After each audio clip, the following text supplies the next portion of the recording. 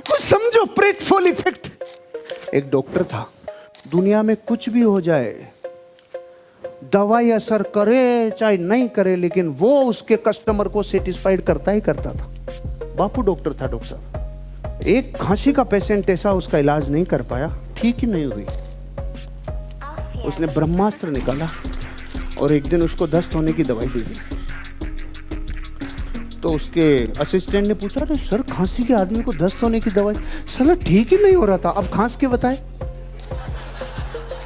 कुछ पकड़ में कईयों को बाद में आएगा, जो इससे गुजरा है ओ उसी को आएगा।